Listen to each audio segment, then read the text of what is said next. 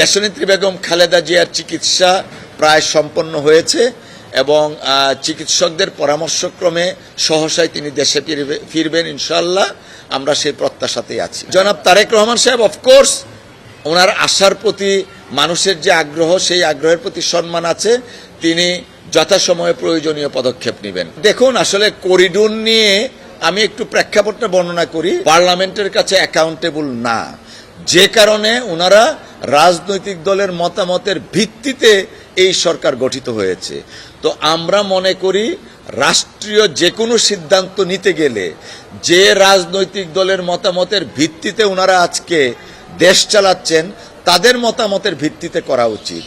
Corridor বা মানবতা corridor এটা একটা রাষ্ট্রীয় পলিসি বিষয়, রাষ্ট্রীয় নিরাপত্তা জড়িত, এবং সেই ক্ষেত্রে সরকারের উচিত রাষ্ট্রের অংশীজন অর্থাৎ প্রত্যেকটা রাজনৈতিক দলের সাথে পরামর্শ করে এই রাষ্ট্রীয় ব্যাপারে সিদ্ধান্ত নেওয়া।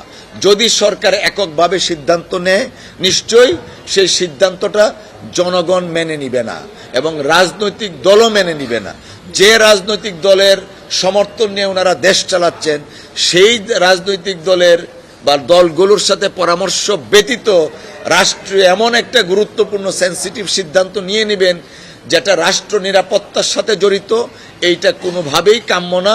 আমরা আইনজীবী হিসাবে, কনসাস সিটিজেন হিসাবে আমরা মনে করি সরকারের উচিত প্রত্যেকটা রাজনৈতিক দলের সাথে বসে রাষ্ট্রের নিরাপত্তার সাথে জড়িত বিষয়গুলা পরামর্শক্রমে সিদ্ধান্ত নেবেন। গভর্নমেন্ট এই বিষয়ে নেওয়া উচিত না এবং প্রত্যেকটা রাজনৈতিক দলের সাথে পরামর্শক্রমে তাদের সাথে আলাপ আলোচনার ভিত্তিতে কোনো ধরনের সিদ্ধান্ত যদি নেওয়া যায়, রাজনৈতিক দলের পরামর্শের ভিত্তিতে নেওয়া যেতে পারে।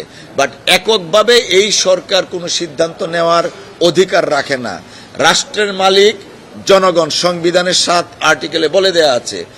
জনগণের অংশগ্রহণের মাধ্যমে পার্লামেন্ট যদি হতো, সেই পার্লামেন্টের কাছে অ্যাকাউন্টেবল থাকবে যে সরকার, তারা রাষ্ট্রীয় সিদ্ধান্ত নিতে পারেন।